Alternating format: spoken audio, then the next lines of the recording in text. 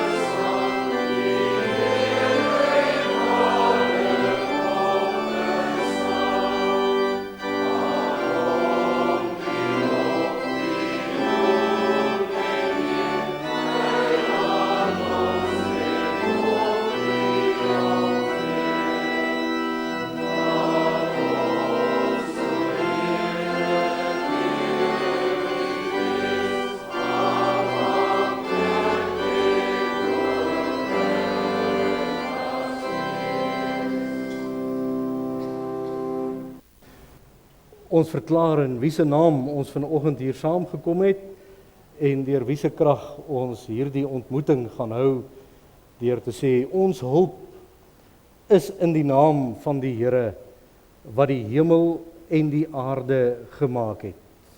Broeders en susters, genade vir julle en vrede van hom wat is en wat was en wat kom en van die 7 geeste wat voor sy troon is.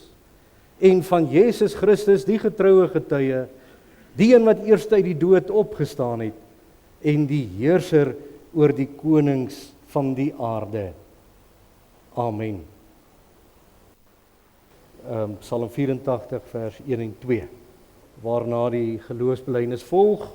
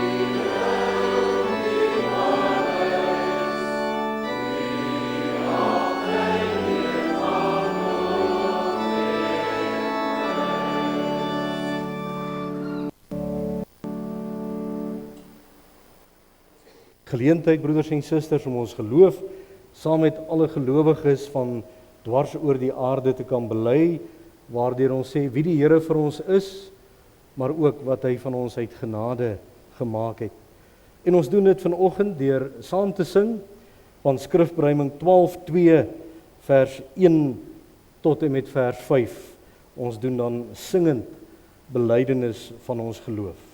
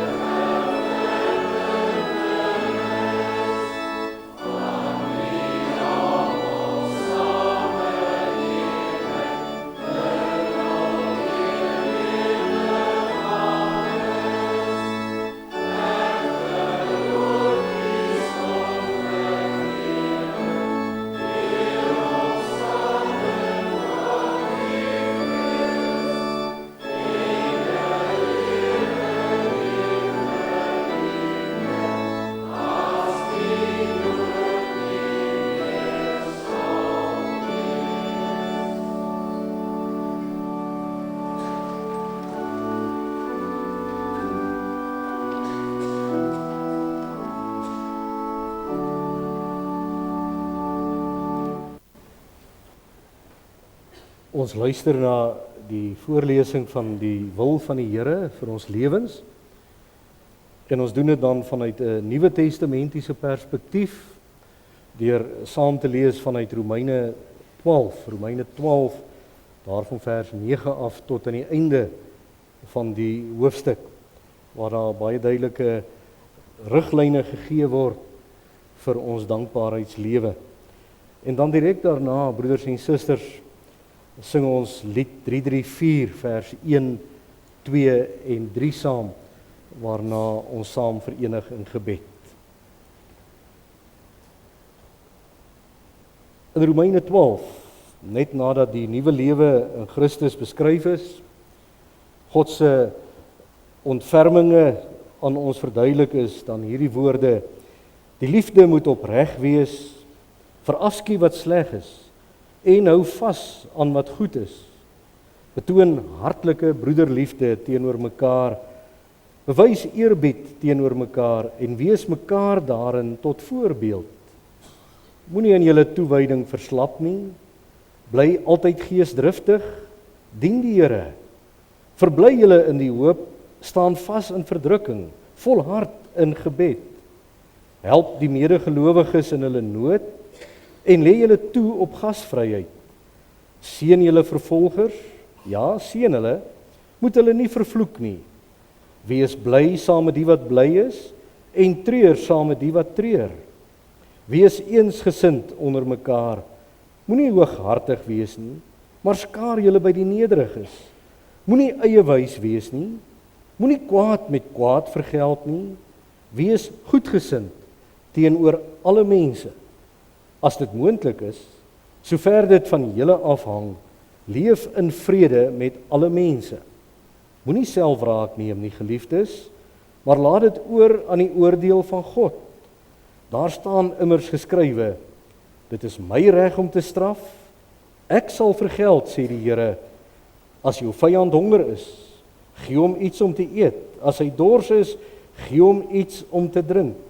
Want deur dit te doen, maak jy hom vuurrooi van skaamte.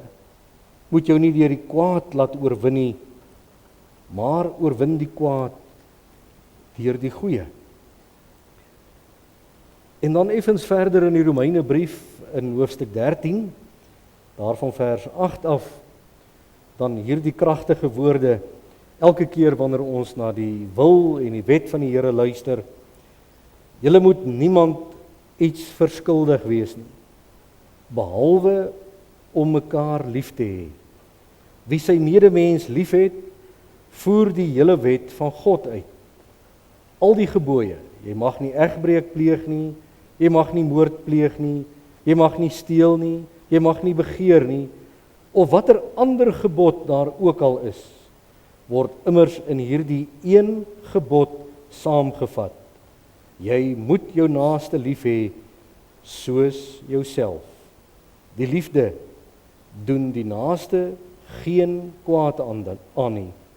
Daarom is die liefde die volle uitvoering van die wet. Ons sing saam, broeders en susters, terwyl ons so bly sit, lied 334 vers 1, 2 en 3.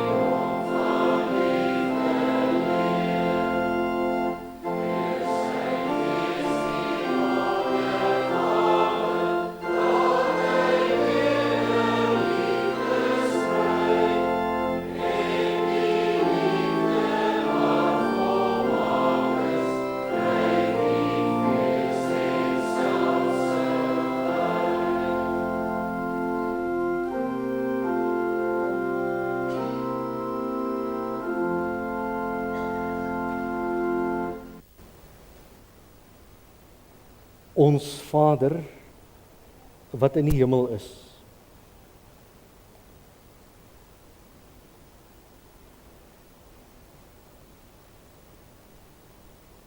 Ons is vanoggend ook as gelowiges saam met die besef waarmee ons reg aan die begin toegetree het tot die erediens. Naamlik ons Here Jesus het opgestaan. Hy lewe. Hy is die koning van die kerk. En wanneer ons nou in die erediens ons diens verrig, doen ons dit met die wete dat dit in U teenwoordigheid is. En ons dank U vir die besef dat U nou deur U woord en deur U Gees hier by ons is.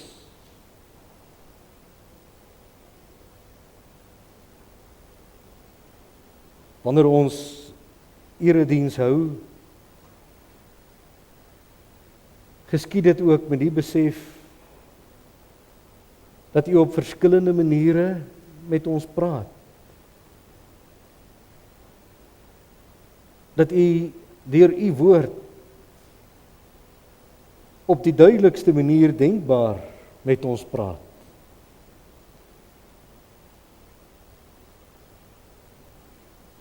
Wanneer ons dan die voorlesing van U woord tegemoet tree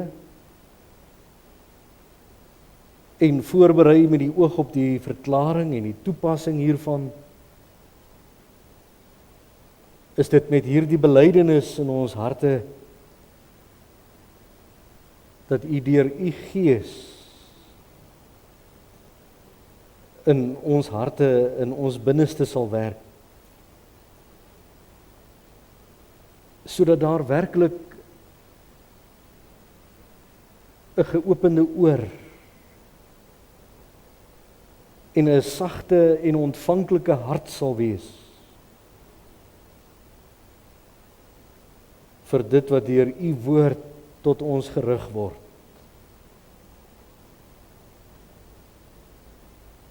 Diep onder die indruk daarvan dat ons gedagtes so maklik dwaal, dat ons so maklik by dit wat U deur U woord aan ons voorhou kan verby beweeg, is dit ons elkeen se gebed dat U werklik in ons binneste sal werk. Wil U gee dat U woord dan in ons lewens vrugte sal voortbring. Vrugte wat sal getuig daarvan dat die nou en vandag vir elkeen van ons belangrik is. Vandag, wanneer U praat, help U ons om ook werklik met oop oë en met nuwe perspektiewe na ons lewens te kyk. Wil U, Here, ons in hierdie oomblikke dra en versterk. En wil U gee dat dit wat gesê en gespreek word, waarlik tot U eer en verheerliking sal strek. So bid ons al die dinge van U, nie omdat ons dit ooit kan of moontlik sal verdien nie, maar ons bid dit in die naam van Jesus Christus alleen. Amen. Uit die woord van die Here, broeders en susters, wil ons graag saam lees uit 'n bekende gedeelte uit die boek Rigters. Ons sal nou vanoggend by Rigters 18 stil staan en dan DV vanaand onder die erediens by Rigters 15. Die lyn tussen die twee gedeeltes het dan te maak daarmee, dit is God wat geleenthede gee. Dis hy wat die tyd gee. En hy wil hê dat ons in die nou, hier waar ons is, die meeste hiervan sal maak.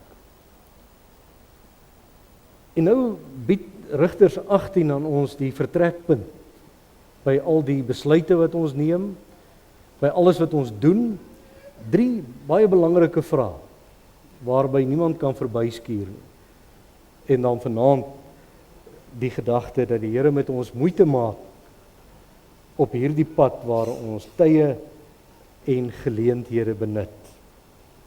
Kom ons lees nou saam uit Rigters hoofstuk 18, ons lees die hele hoofstuk met die klem op vers 3 as ons fokusvers. In die tyd, toe daar nog nie 'n koning in Israel was nie, het die stam Dan grond gesoek om op te woon. Want tot op daardie tyd het hy nog nie 'n eie besitting onder die stamme van Israel gekry nie. Die mense van Dan het 5 dapper man uit Sora en het Estaol gestuur as verteenwoordigers van hulle hele stam om die land te verken en deur te kyk. Daar is vir hulle gesê, gaan kyk die land deur. Hulle het by die huis van Micha in die Efraimsberge gekom en daar oornag. Toe hulle by die huis van Micha kom, het hulle die stem van die jong man, die Leviet, herken en daar ingedraai. Hulle het vir hom gevra, wie het jou hierheen gebring? Wat doen jy hier? Hoekom is jy hier? Toe sê hy vir hulle, Micha het met my 'n reëling getref, hy het my gehuur en ek is sy priester. Hulle het vir hom gesê, vra tog vir God, of ons onderneming wat ons aangepak het, goed sal verloop of nie. Die priester het vir hulle gesê, gaan gerus, die Here is by julle op julle reis. Die 5 mans is toe daar weg, en hulle het in Laius gekom. Hulle het opgemerk dat die inwoners rustig woon, hulle was sonder agterdog en houtgerus, soos die mense van Sidon maar was. Hulle het nooit iets in hulle land kort gekom nie. Hulle besittings was veilig. Hulle was ver van die ander mense van Sidon af en was nie in aanraking met ander mense nie. Die 5 mans het teruggekom by hulle familie in Sora en in Estaol en die het vir hulle gevra, wat het julle gesien? Toe antwoord hulle, kom ons trek daarna toe. Ons het die land gesien, dit is baie mooi. Wat sit julle nog stil? Moenie talm om die land in besit te gaan neem nie. Wanneer julle trek, sal julle by 'n volk kom wat houtgerus is en by 'n land wat oop lê na weerskante toe. Die Here gee vir julle 'n plek waar daar nie gebrek is aan enige iets op aarde nie. 600 goed gewapende man uit die stam Dan het toe uit Sora en uit Estaol opgetrek. Hulle het kamp opgeslaan by Kiriat Jearim in Juda. Daarom word die plek wat net agter Kiriat Jearim lê, nou nog Megani Dan genoem. Van daar af het hulle na die Efraimsberge toe getrek en by Micha se huis gekom. Die 5 man wat die land by Laius gaan verken het vir hulle stamgenote gesê, julle weet, in hierdie huis is daar 'n efodbeeld, afgodsbeeldjies en 'n godsbeeld. Julle weet nou wat julle behoort te doen. Hulle het daar ingedraai en na die huis van die jong man, die Leviet toe gegaan by Micha se huis en die jong man gegroet. Die 600 goed gewapende man uit die stam Dan het by die deur gaan staan en die 5 wat die land gaan verken het by die huis ingegaan en die godsbeeld en die afgodsbeeldjies en die efodbeeld gevat. Die priester het by die deur gestaan by die 600 goed gewapende man en toe die 5 man die huis van Micha ingaan en die godsbeeld en die efodbeeld en die afgodsbeeldjies vat, sê die priester vir hulle, wat doen julle? Maar hulle sê vir hom, bly stil, moenie praat nie, kom saam met ons en wees ons leermeester en priester. Is dit vir jou beter om 'n priester te wees vir een man se huis of vir al die mense van 'n stam in Israel? Die priester was toe tevrede en hy het die efodbeeld, die afgodsbeeldjies en die godsbeeld gevat en saam met die mense van Dan gegaan. Hulle het toe weggedraai en vertrek met hulle kinders en vee en besittings op die voorpunt. Toe hulle end weg is van Micha se huis af, het hy die hulp ingeroep van die mense wat in sy omgewing bly. Hulle het die mense van Dan ingehaal en vir hulle geskreeu, maar die mense van Dan het omgekyk en vir Micha gesê, wat is dit met jou, dat jy so te kere gaan? Toe sê hy, maar julle het my God wat ek gemaak het, gevat, en ook my priester, en nou gaan julle weg. Wat het ek nou oor? Hoe sê julle vir my, wat is dit met jou? Die mense van Dan het hom geantwoord, moenie hier by ons kom staan en lawaai nie. Net nou val 'n klomp roekelose manne jou aan, en dan maak hulle jou en jou mense dood. Toe trek die mense van Dan verder, en Micha het besef, hulle is sterker as hy, en hy het omgedraai huis toe. Die mense van Dan het die beelde gevat, wat Micha gemaak het, en ook sy priester, en na Laias toe gegaan, na die volk wat sonder agterdog en houtgerus woon, en hulle doodgemaak, en hulle stad verbrand. Niemand kon hulle red nie, want hulle was ver van Sidon af, en nie binne bereik van ander mense nie. Die stad was geleë in die laagte by Bet Regob. Die mense van Dan het die stad herbou en daarin gaan woon. Hulle het die stad Dan genoem, na hulle stamvader Dan, wat vir Israel gebore is. Die stad is vroeër Laias genoem. Die mense van Dan het die afgodsbeeld daar opgestel, en Jonathan, seun van Gersom, seun van Moses, en sy seuns was priesters vir die stam Dan, totdat die bevolking in ballingskap weggevoer is. Hulle het die afgodsbeeld van Micha, wat hy gemaak het, op sy plek neergesit, en dit het daar gebly, solank as die huis van God in Silo was. Die fokusvers, broeders en susters, wat dan eintlik tot 'n groot mate die skanierpunt is van hierdie hele vertelling, vind ons dan in vers 3. In vers 3, waar ons dan hierdie volgende woorde aantref, toe hulle by die huis van Micha kom, het hulle die stem van die jong man, die Lewiet, herken en daar ingedraai. En vir al die woorde, hulle het vir hom gevra, wie het jou hierheen gebring?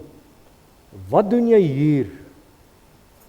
Hoekom is jy hier? Wie, wat en hoekom? Geliefde broeder en suster, daar is baie vrae in ons lewens, waarby ons met die grootste gemak by kan verbyskuur. Dood eenvoudig met woorde wat ons gebruik, deur my net nie te steur daaraan nie. Maar mense is bevrees, eintlik dankbaar, dat hierdie 3 vrae wat hier gevra word, naamlik, wie het jou hierheen gestuur? Wat maak jy hier en hoekom is jy hier? Kopklem vrae is. Werklik kopklem vrae waarby ons nie maar net kan verbyskuur nie. Want dit raak letterlik alles wat ek in hierdie jaar gaan aanpak, gaan doen, oor gaan besluit. Sake soos, hoekom behoort ek aan die gemeente waaraan ek behoort? Wat maak ek binne in die gemeente? Hoekom is ek daar? My huwelik. Waarom juis hierdie persoon? Wat maak ek in die huwelik? Wat maak ek in my huisgesin, my familie? Hoekom is ek daar? Binne die skool waar ek myself bevind. Daar waar ek studeer, binne my werkskring, wie het jou daarheen gestuur? Wat maak jy daar en hoekom is jy daar? Ons het gesê, kopklem vra, broeder en suster. Want die gevaar bestaan dat ons op een van 2 maniere hierdie vraag kan antwoord.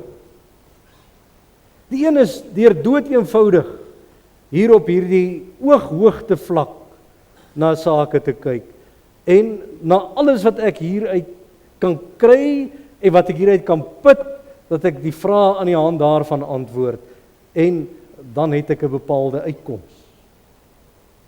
Maar u kom agter aan die hand van hierdie indringende vrae wat hierdie verkenners uit Dan aan hierdie Lewiet gevra het, dat die antwoord op hierdie vraag baie dieper lê.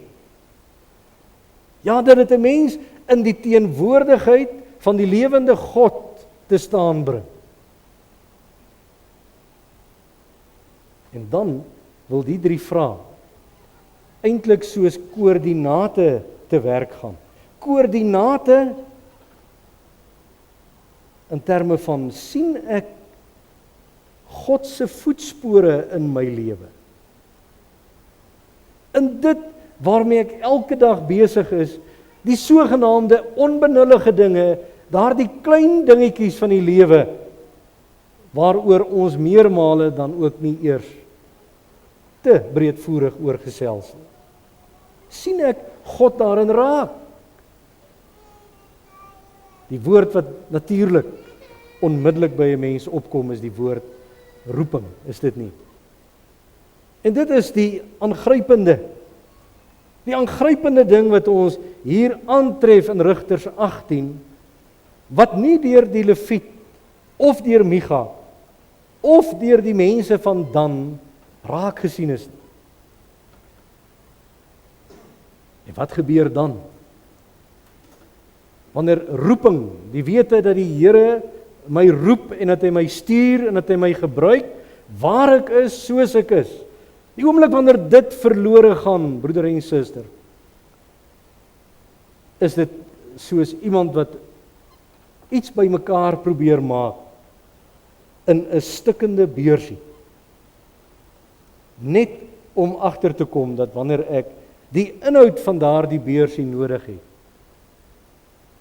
daar nie meer inhoud in is nie. Kom ons kyk van naderby na hierdie gedeelte. Nou wat doen Rigters 17 en Rigters 18? Daar word aan ons 'n verhaal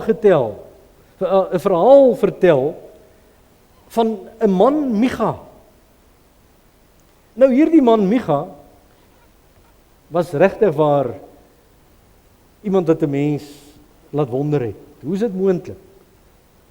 Hoe is dit moontlik dat iemand wat wel van die Here weet, so laag en so gemeen kan wees deur by sy eie ma, sy eie moeder geld te steel? So ondankbaar. Hy kon nie wag vir sy erfporsie nie. Hy moes dit nou hê.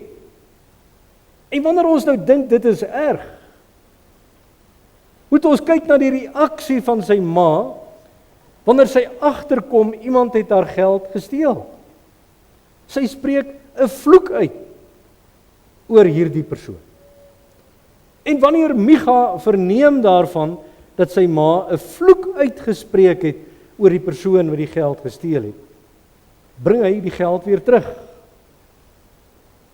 En in plaas daarvan om 'n woord van vermaaning te spreek of om hierdie man Micha voor die Here te stel, skenk die ma, moontlik omdat sy te bang was dat iets van hierdie vloek kon waar word, skenk sy hierdie geld aan haar seun, wat die geld in elk geval in die eerste instansie gesteel het.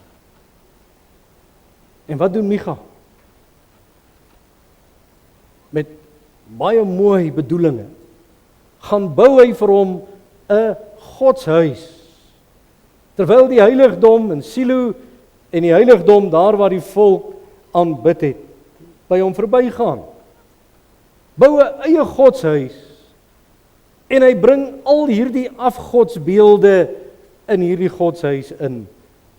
Aanvanklik deur sy eie seun as priester aan te stel. Maar wanneer hierdie Lewiet wat uit Bethlehem omgewing daar opdaag, gaan hy daar en dan daartoe oor om met hierdie Lewiet 'n ooreenkoms aan te gaan. Kom ons sê in vandag se taal, by hierdie beroepsbrief skryf hy 'n byvoegsel waarin hy sê, ek onderneem om dit en dit en dit te betaal in ruil vir die dienste. Kan 'n mens jouself indink, broeder en suster, onder een dak in een huis, 'n samevoeging van wyd uiteenlopende mense, so wyd uiteenlopend dat jy aan die een kant afgodsdienaars het, wat in die naam van godsdiens afgodediens bedryf, maar dat 'n mens dan ook iemand het wat sonder om te blik of te bloos sy eie moeder sal besteel, en dan hierdie optrede van die leviet. Iemand wat volgens 'n vasgestelde orde in Bethlehem te werk moes gaan, maar wat om die een of ander rede nie meer daar is nie. En die tergende vraag is, hoekom nie? Die gedeelte sê nie. Maar dat hy 'n hele eind weg was van wat hy moes doen, is waar. En so werk hierdie leviet binne in daardie huis waar 'n mens 'n samevoeging het van wyd uiteenlopende mense wat elkeen op eie willige manier aangaan. Totdat daardie verkenners hierdie jong man herken en vir hom hierdie 3 vrae vra. Wie, wat en hoekom? En nou, broeder en suster, trek ons iets van 'n gordyn oop bokant die behandeling van die gedeelte. En dit sou ons dood eenvoudig kon noem: God gee tyd en geleenthede. En hy eis dat ons nou die meeste hiervan maak.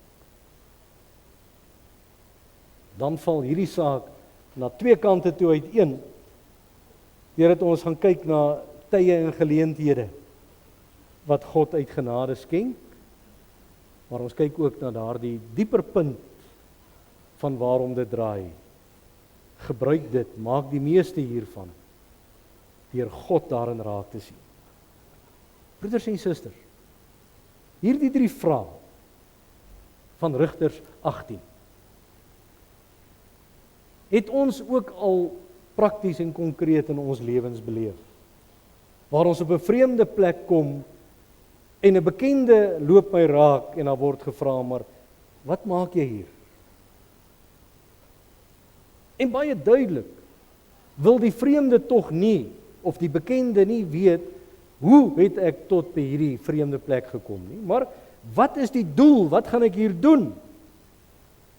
En dit is opmerklik, dat hierdie vrae in 'n ander formaat, meermale in die Bybel na vore kom. Kom ons noem net 'n paar voorbeelde. Ons dink aan Jona met 'n duidelike opdrag om na Ninive te gaan, God se woord te verkondig, wat dan besluit hy vlug. En wanneer hy daar op die skip voorgekeer word in die storm, is dit die heidense matrose wat vir hom vra, maar wat maak jy hier? En dan weet ons hoe Jona hierdie vraag eintlik met minagting een kant toe skuif, deur vir hulle te sê, ag man, gooi my net hier oor die boot se rand. Liewer in die see, liewer dood, as om te doen wat ek moet doen. Elia, die godsman, wat by geleentheid dit wat oor sy pad kom, die dreigemente van hy gaan doodgemaak word, nie kon hanteer nie, onder die besembos gaan lê. God wat hom versterk en hom na Horeb toe stuur, en wanneer hy daar kom, is dit die stem wat vra, wat maak jy hier? Want daar is werk, Elia. Daar is werk. Daar is nie 'n kort pad deur die lewe nie. Ek roep jou.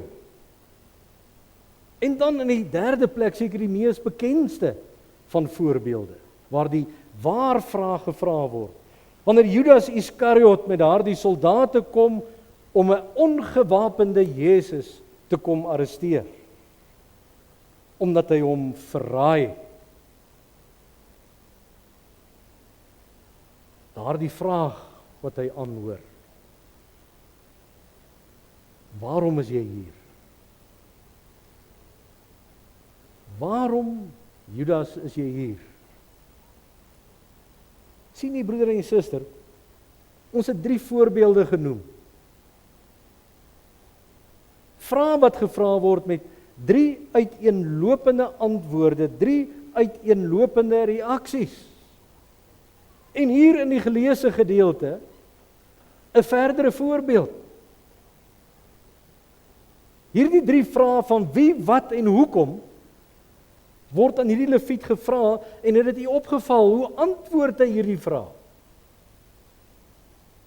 Wanneer hulle hierdie vrae vra wat insig in sy situasie verg, kom en hy sê, nee, Micha het aan my hierdie werksaanbod gemaak. 'n Aanbod wat ek eintlik nie kon weier nie. Hy sê eintlik vir hierdie verspieders, hierdie verkenners, dis minstens brood en botter op die tafel, dis 'n dak oor my kop. Maar hoor u wat is die vraag? Wie het jou hierheen gestuur? Wat maak jy hier? En hoekom is jy hier? Natuurlik, broeder en suster. Natuurlik is die stoffelike, die brood en die botter ook belangrik. Dit kan nooit ontken word nie.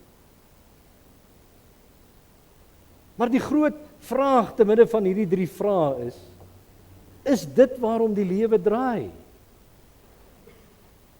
Kan ek so op 'n plat manier na die lewe kyk, dat ek op grond van hierdie 3 vrae eintlik net die een antwoord het om te sê, maar dis 'n werk. Dis brood en dis botter. Die oomblik wanneer dit gebeur. En dit is wat hierdie gedeelte vir ons sê. Word dinge leeg. Word my lewe sonder inhoud. En bring dit wat ek doen teleurstelling voort in my lewe. Maar wag, broeder en suster. Dis maklik om oor Micha te praat. Maklik om oor ander voorbeelde te praat in die Bybel.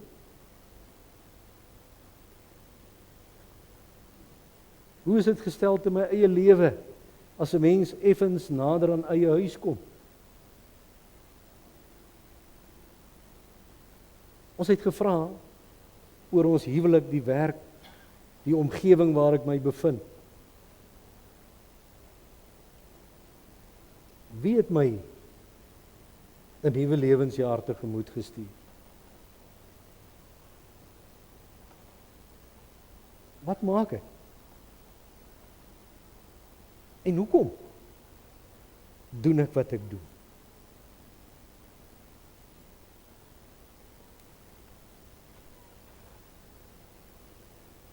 Gaan dit oor dit wat ek moet vermag? Gaan dit oor dit wat ek sal verdien? Of is daar iets dieper? Want kyk wat gebeur hierso. Wanneer die mense van Dan kom om hulle gebied in besit te kom neem, kom hulle weer na Micha se huis toe. En hier ontvang hierdie leviet, as ons dit so mag uitdruk, bevordering. Want dit is hoe hulle hierdie leviet ooreed om te gaan. Hulle sê, is dit vir jou die moeite werd om hier in een man se huis 'n priester te wees, of is dit nie nou beter om vir 'n hele stam 'n priester te wees nie? En wanneer hy dit hoor van hierdie verhoging, hierdie bevordering, gaan hy onmiddellik nie biddend oorweeg, nie stuur die Here my hier in nie, maar hy gaan. En hy gaan op so 'n wyse sonder om sy eertydse werkgewer vir Micha te groet. En wat gebeur met Micha? Wanneer hy agterkom dat sy priester en sy afgodsbeelde weg is, dit waarin hy belê het, die geld wat hy van sy ma gesteel het, wat hy gaan belê het in sy eie selfgemaakte goedjies. is hy baie hartseer en ongelukkig. Want sy priester groet hom nie eers nie. En nou het hy nie meer hierdie afgodsbeelde nie. Iemand anders het dit gesteel. Sien jy die hartseer, broeder en suster? Die tragiek. Daarom die vraag, of vrae, wie, wat en hoekom? En nou wonder ons, broeder en suster, hierdie verhaal, hierdie gebeurtenisse wat vertel word, wat wil dit vir ons hier en nou in ons lewens sê?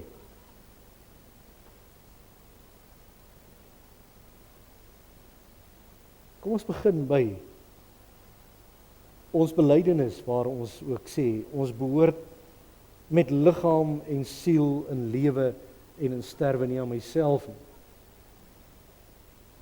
maar aan my getroue saligmaker, Jesus Christus. Ek behoort met alles in my lewe aan hierdie grootte God, wat uit liefde tyd in my lewe gee,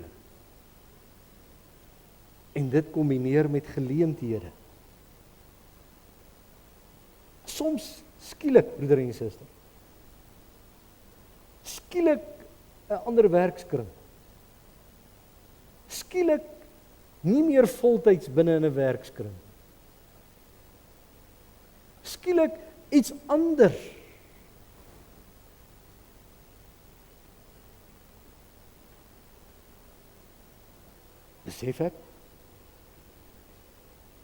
Besef ek die wie hierin,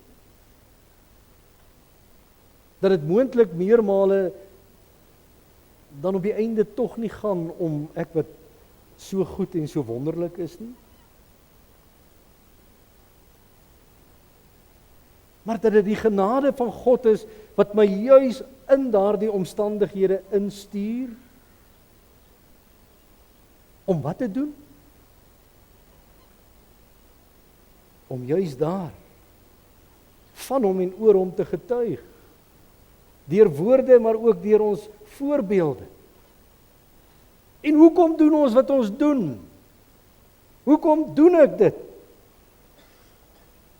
Tog maar net omdat ons diep dankbaar is vir tyd en geleenthede wat die Here gee. U sien, broeder en suster,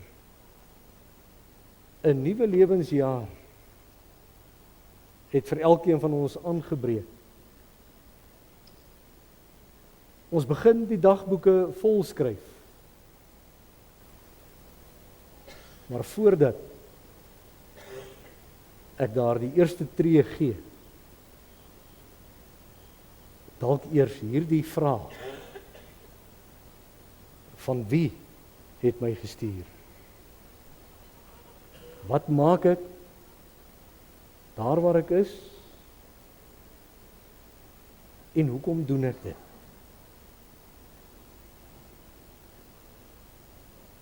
Sonder daardie diepgaande antwoord op hierdie vraag,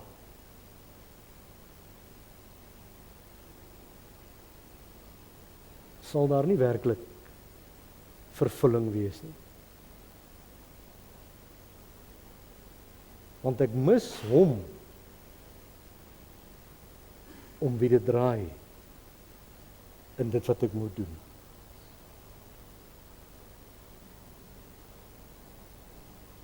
Wie het my hierheen gebring? Wat maak ek hier? Hoekom is ek hier? Amen. Kom ons bid saam.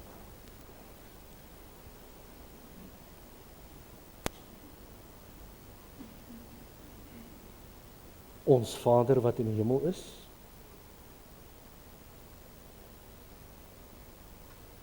ons dank U vir die wete dat dit wat ons elke dag beleef, gevul is met inhoud.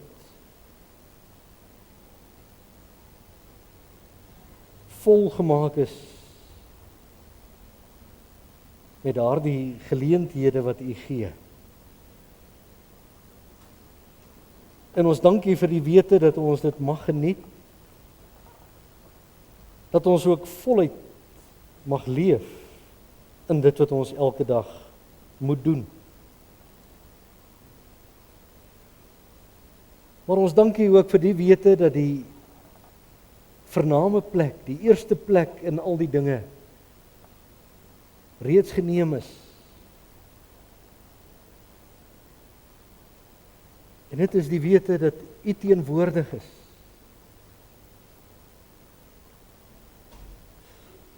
Dat U ons ook daarin roep om ook die verantwoordelikheid wat saam met geleenthede gaan, raak te sien.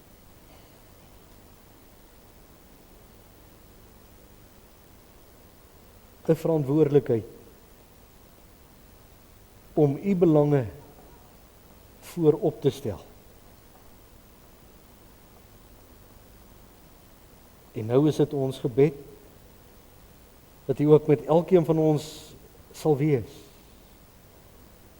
U ken elke lidmaat, groot en klein, oud en jong. U weet van dit wat in hierdie jaar op ons wag. En ons dank U vir daardie voorreg om dit tegemoet te mag gaan. Waarom ons bid hier aan die begin van die jaar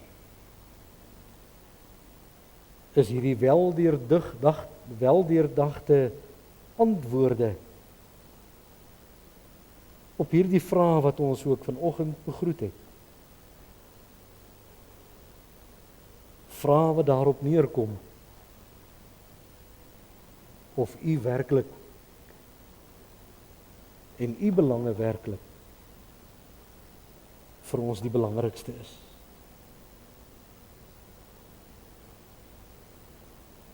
Wil U ons daarvan bewaar om in eie willigheid van U te vergeet.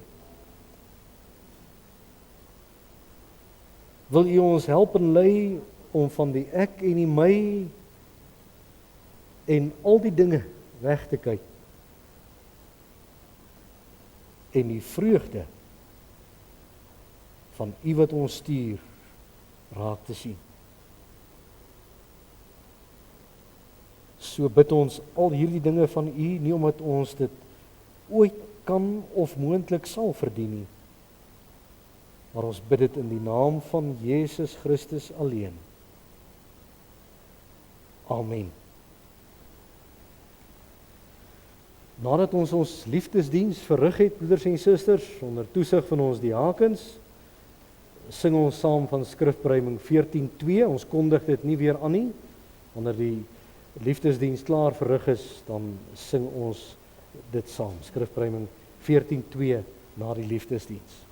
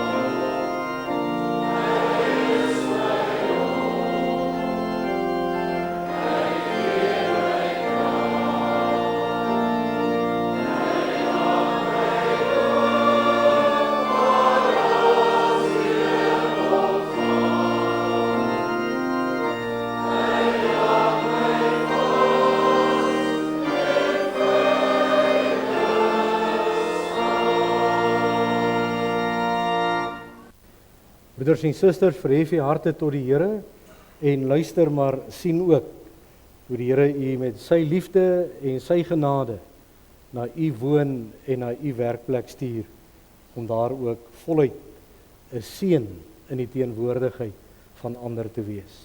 Ontvang die seën van die Here. Die Here sal jou seën en jou behoed. Die Here sal sy aangesig oor jou laat skyn en jou genadig wees. Die Here sal sy aangesig oor jou verhef en aan jou vrede gee.